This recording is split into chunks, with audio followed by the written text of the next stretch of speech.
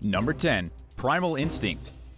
It was September of 1999, and Gladys Reichardt was preparing to have the wedding she had always dreamed of.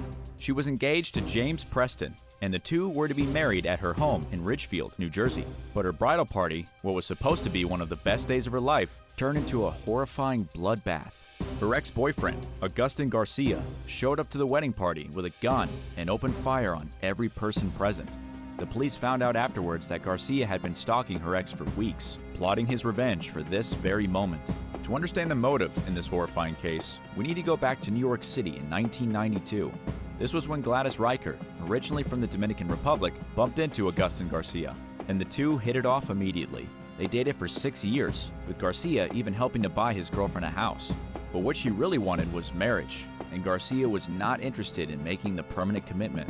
Then it all fell apart when Garcia got busted cheating with another woman in his office at night. Reichardt dumped him immediately, saying that she had wasted 7 years of her life and that she hated him. But Garcia wouldn't be dumped so easily. He became obsessed, showing up at his girlfriend's house unannounced, following her around, and even throwing rocks through the new couple's windows. Finally, on the day of the wedding, Garcia walked up to Gladys with a .38 caliber Smith & Wesson revolver and shot her several times. She was pronounced dead by the paramedics and was even buried in her wedding dress. Garcia got life in prison. Number 9. Unstable Cannibal. A man in Indiana has committed a very strange and horrifying crime. He had been accused of killing his ex-girlfriend, then eating some of her organs.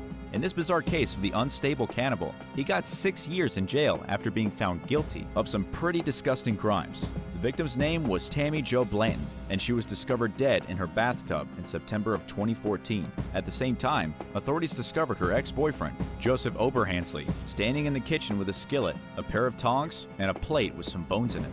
He had been cutting up his dead ex and getting ready to eat her. According to information that came out during Joseph's court case, he had just been dumped by Tammy shortly before this disturbing incident. After breaking up with him, Tammy was terrified of Joseph and had gone so far as to change her locks and barricade her doors. She was quoted on September 10th as saying, "I'm taking my life back. No one will take me down." But sadly, the next day, her ex-boyfriend did the deed she was so afraid of when he broke into her house and stabbed her 25 times. In court, Joseph claimed that it was actually 2 random men who broke into Tammy's home and attacked her. He also said he had no idea who cut her up and ate her organs. And amazingly, he ended up being ruled incompetent to stand trial. Then later, when the decision was reversed, the judge was forced to declare a mistrial. It would be 6 years after the killing that Joseph's final trial began, and he was found guilty of this terrible murder. Number 8. Life in prison. It looks like Shayna Hubbers is getting life behind bars for the horrible killing of her on-again, off-again boyfriend. She was only recently convicted of the murder, but it happened back in October of 2012. She shot Ryan Poston, 29 years old, and killed him. According to prosecutors, Shayna killed her ex-boyfriend because he was thinking about ending the relationship. Instead of simply letting things end, Shayna loaded her gun and shot the man until he stopped breathing. But in her defense, she argued that she had only been defending herself. She claimed in the courtroom that he had actually attacked her and that she had defended herself with bullets. The jury didn't believe her story for a second. She was actually found guilty of the murder back in 2015, but the conviction had to be overturned because one of the jurors was a convicted felon. In the state of Kentucky, convicted felons are not allowed to sit on juries. The little technicality meant Shayna needed a second trial, and surprise, surprise, the second jury also found her extremely guilty.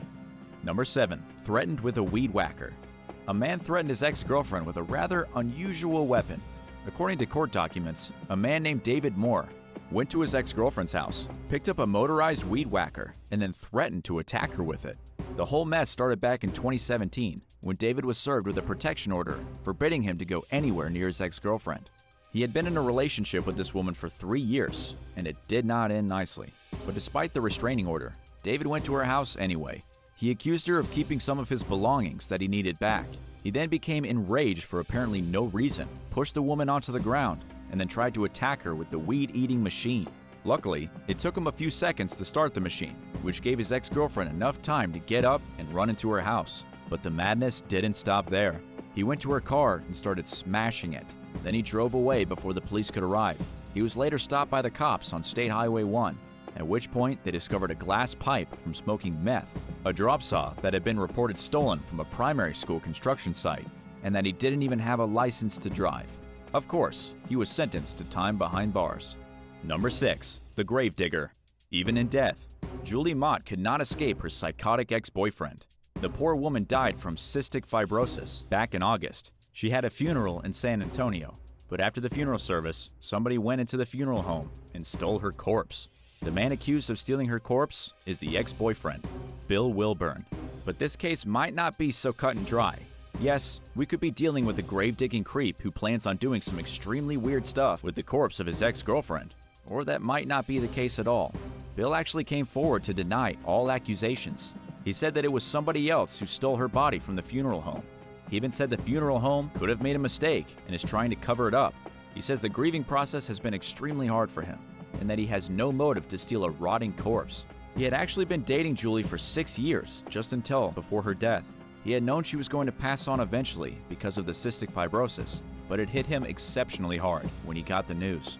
According to Sergeant Javier Salazar, whoever stole Julie Mott's remains is still at large. There's absolutely no motive.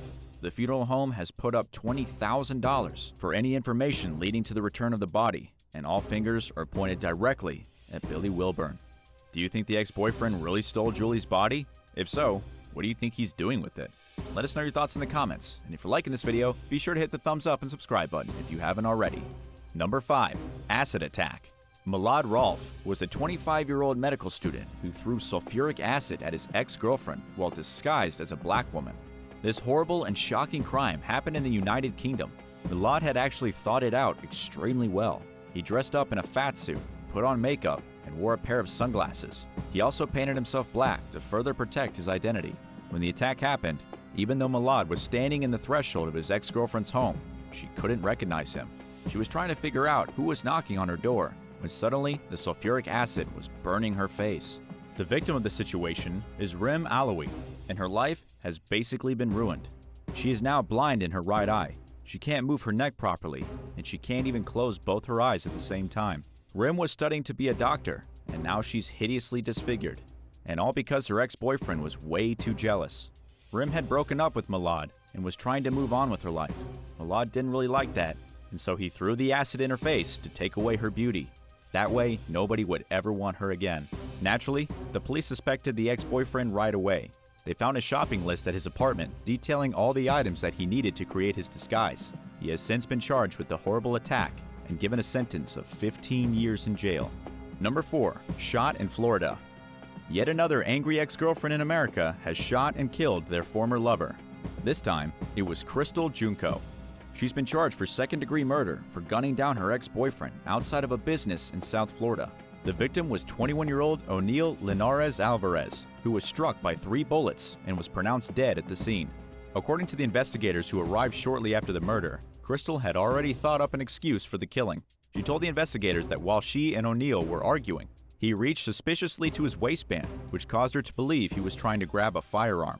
In response, she pulled a gun from her purse and opened fire on the man in the middle of the street. Her story doesn't really check out though, since the police didn't find a gun on the victim. Even if he had been reaching for his waistband, there was nothing there that he could have used as a weapon. This was just an excuse to justify the murder, and it didn't work. Crystal is now awaiting her sentence, which will probably be upwards of 10 years behind bars. Number 3. Frenzied wedding attack. A crazy ex-girlfriend has gone absolutely ballistic. Her name is Stacy Lane, and she broke the arm of her ex-boyfriend's new bride's mother. Michael Lyon and Stacy Lane had 2 children together before their relationship disintegrated and they stopped seeing one another. Later, Michael met Shelley Kerr. They started dating, and then they planned to marry in October of 2019. Just days before the wedding, Shelley and her mom dropped off Michael's kids at their mother's house. But when the new bride was dropping off the groom's children to his previous girlfriend, the ex flipped out and lost her mind. Stacy and Shelley got into a fight. Stacy hit Shelley with her e-cigarette, and then Stacy went to her car. She pulled a metal hospital crutch from the trunk, then used it to beat the bride and her mother. She had the hospital crutch in both hands and was whacking Shelley as hard as she could with it, trying to crush her head. When Shelley's mom intervened, she too got beaten. Stacy hit the woman's arm so hard that it snapped. Even as Shelley and her mom made a hasty retreat with both women in serious pain, Stacy used a metal crutch to smash the front of their car and try to break out their windows. This whole mess eventually found its way into the courtroom, where Stacy Lane was given 9 months in jail and charged to complete 75 hours of unpaid work. She was also given a restraining order against Shelley. As for the other people involved, their wedding went on as planned, and everything is just fine with them. Number 2. Freshly brewed tea. A man has been sent to prison after attacking his ex-girlfriend with a mug of tea. Of course, this was a mug of freshly brewed tea.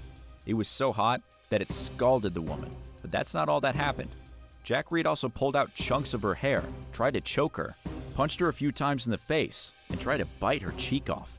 Then after throwing freshly brewed tea on her legs and burning her, he stood above her with a boiling kettle and threatened to pour it all over her head. According to the victim, who hasn't been named for privacy reasons, Jack was actually a pretty pleasant person when sober. It was only when drunk that he became angry and tried to hurt people. The pair had begun a relationship that ended pretty abruptly when he was served with a domestic violence protection order. He accused her of seeing another man, then punched her in the face. Then he went into the kitchen to make himself a cup of tea, but instead got enraged again and threw the boiling tea on her. He's now been sent away for up to 3 years in prison, where he'll be forced to sober up and hopefully learn his lesson. And number 1, late to the party. Damon Burke, 48 years old, has gotten in trouble for trying to kidnap his ex-girlfriend 20 years after they broke up. Talk about holding a grudge. One day, completely out of the blue, Damon showed up to the house that his ex-girlfriend shared with a roommate. He told the roommate that his name was David Moses and that he was a long-lost friend of the woman who lived in the house. He said that he had brought a family heirloom to give her. After a bit of conversation, Damon learned that this roommate worked at a golf course. Oddly enough, he then showed up at that golf course the next day to chat. He walked around with the roommate for a little while, had a friendly conversation, then took him into a maintenance shed, beat him, and stole his keys. David took the victim's vehicle and drove it to the house where his ex-girlfriend was supposed to be. But he didn't get there, thanks to the police that pulled him over on the way. They found a stun gun, a night vision scope, binoculars, handcuffs, brass knuckles, and duct tape.